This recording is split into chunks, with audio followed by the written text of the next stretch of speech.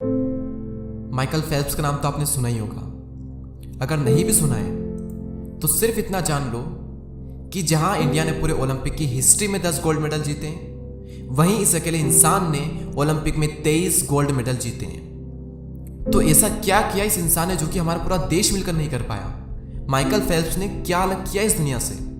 इन्हें सबसे पहले जुनून चढ़ गया था मार्क स्पिट्स का रिकॉर्ड तोड़ने का। मार्क स्पिट्स ने एक रिकॉर्ड बनाया था स्विमिंग के अंदर, एक ही बार में 7 गोल्ड मेडल जीतने का, और पूरी दुनिया ये मान चुकी थी कि अब ये रिकॉर्ड नहीं टूटने वाला। लेकिन इन्हें ये रिकॉर्ड हर हाल में तोड़ना था और अपने नाम एक नया रिकॉर्ड बनाना था। अब इन्हें रिकॉर्ड तोड़ना था मार्क स्पिट्स का। तो इन्होंने ये देखा कि इस रिकॉर्ड को बनाने के लिए मार्क स्पिट्स ने क्या किया। मार्क स्पिट्स 4 साल तक डेली 8 घंटे प्रैक्टिस करते थे। तो इन्होंने निश्चय किया कि मैं 4 साल तक 8 घंटे नहीं बल्कि 12 घंटे तक प्रैक्टिस करूंगा। इनका कहना यह था कि जब मैं प्रैक्टिस कर रहा था तो मुझे थोड़ा डाउट था कि सेकेंड और थर्ड पोजीशन पर कौन आएगा।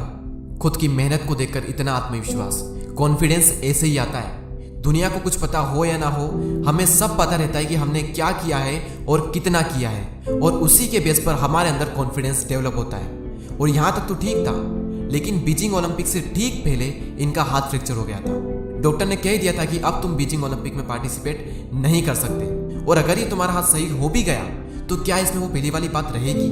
लेकिन इनके दिमाग में भूत सवार था मार्क स्पिट्स का रिकॉर्ड तोड़ने का।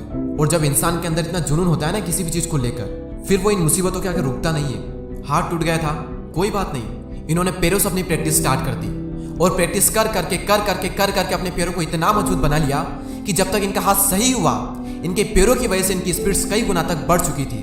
और जब हाथ और पैरों का कॉम्बिनेशन बना तो दूर दूर तक कोई इनका मुकाबला नहीं कर सकता था।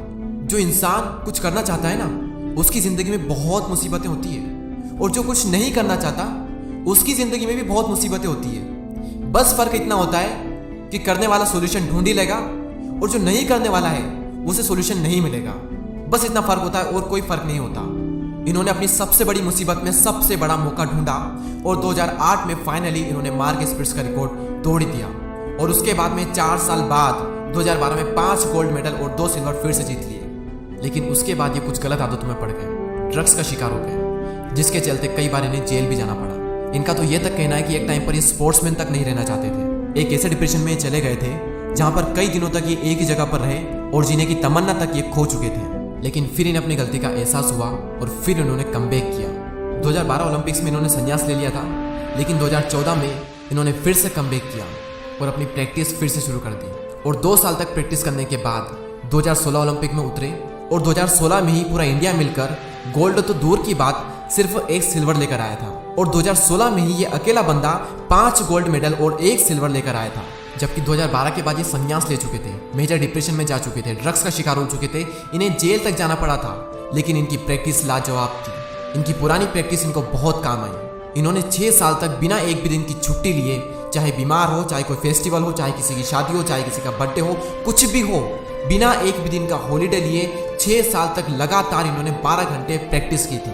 बाकी एथलीट्स हर हफ्ते हॉलीडे लेते हैं, दिन में 4 घंटे, 5 घंटे, 6-7 घंटे प्रैक्टिस करते हैं। ये बिना हॉलीडे के 12 घंटे प्रैक्टिस करते थे। बस इतना फर्क था इनमें और बाकी एथलीट्स में। माइकल फेल्प्स कहते हैं कि फर्क नहीं पड़ता कि आप कितनी बार गिरे हो, फर्क नहीं पड़ता कि आप जो कर रहे हो वो कितना मुश्किल है। अगर आप सच में उस काम को करना चाहते हो तो ये जिंदगी आपके सामने कितनी भी बड़ी बड़ी चुनौतियों को लाकर खड़ा क्यों न कर दे, आप उस काम को कर जाओगे।